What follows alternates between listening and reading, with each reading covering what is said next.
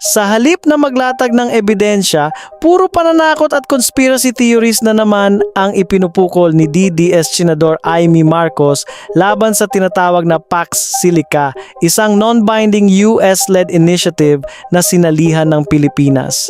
Ang daming nagtatanong tungkol dyan sa Pax Silica. Pax nga ba talaga? O pox? As in chicken pox, smallpox at lahat ng sakit. Sakit sa ulo. Pero ang mas seryosong usapin ay ang mga pahayag niyang tila walang sapat na factual basis.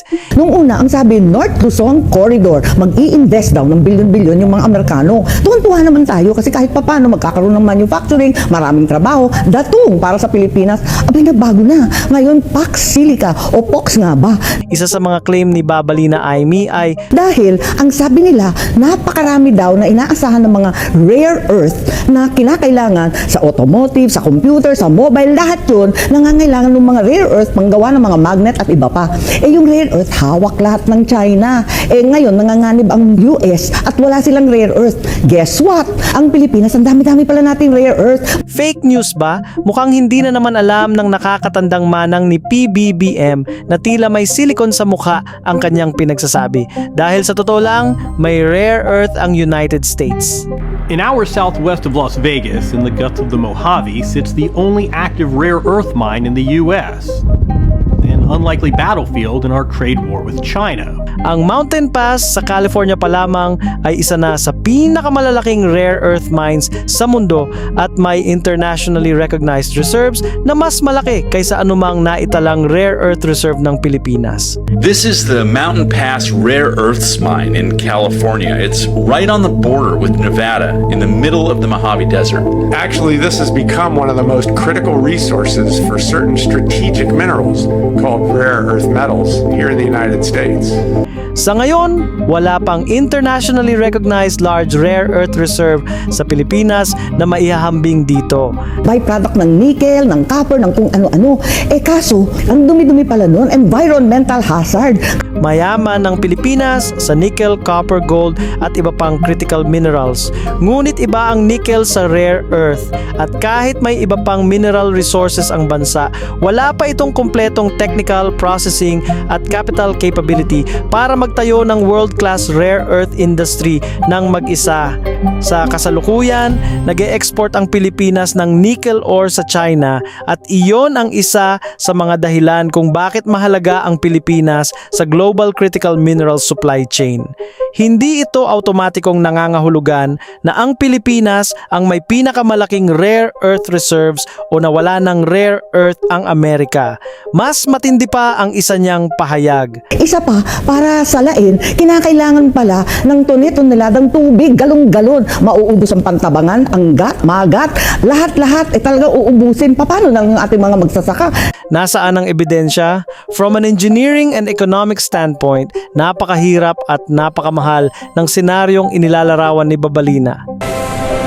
Ang pagdadala ng napakalaking volume ng tubig mula sa mga dam na mahigit 100 kilometro ang layo patungong Clark ay mangangailangan ng napakalaking pipeline network, pumping stations, napakalaking energy cost at bilyon-bilyong pisong infrastructure investment. Samantala, nauna nang sinabi ng BCDA na ang plano ay gumamit ng rainwater harvesting bilang bahagi ng water strategy para sa development. Ako marami na rin pong nagtatanong nito. Sabi, ang Pax Silica project ay baka ubusin ng tubig because of the data centers na ilalagay. Well, unang-una po, kagaya na sabi ko, hindi maaring mag-invite tayo ng data centers, but it's not all about data center. Ang gusto, unang-una po, hindi rin strong on job generation ang data center. Ang gusto natin dito is high quality job generation. Kaya manufacturing businesses and companies ang target natin. Ang target namin dyan ay surface water harvesting. Ang ibig sabihin yan, lalo na po ngayon, papasok na ang rainy season, huge amount and volume of water, rainwater, dumadapo po dyan. And then, kung left on top, ay babalik sa dagat. So, ang gusto natin dyan ay magkakaroon tayo ng impounding technology o impounding dam area. So, pupunuin natin ang mga yan para yan ang magamit. Now, balik ulit tayo sa kabaliwan ni Babalina Aimee na tila ang pinaka-main hobby niya ay pagiging fake news peddler ng mga easily debunked na maling impormasyon. Na ngayon pa lang, sabi nga, umuulan na lamang kapag may bagyo. Higit sa lahat, ang laki ng problema kasi uubusin din lahat ng elektrisidad unless makaproduce tayo ng bagong kuryente. Mukhang hindi na naman updated ang Gaga dahil ang plano ng BCDA ay magtayo ng sarili nilang mga power source upang matugunan ang pangangailangan sa 3 gigawatt ng enerhiya para sa kanilang PAX Silica hub sa Clark. Saan kaya manggagaling yun? Isipin mo buong Central Luzon kasi doon daw sa New Clark City. Kaya napapaisip ako, PAX Silica ba o POX Silica yan? Kung may dokumento or engineering study na nagpapatunay na kukunin ang tubig mula sa pantabangan, anggat o magat, ilabas ito. Pero kung wala, bakit ipinapresenta ito na parang siguradong mangyayari?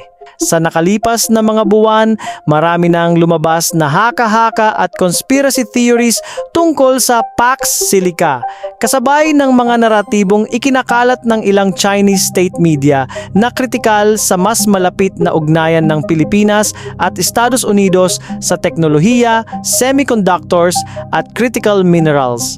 Mahalaga ang masusing pagsusuri sa mga ganitong usapin, ngunit dapat itong nakabatay sa ebidensya, hindi sa takot o haka-haka.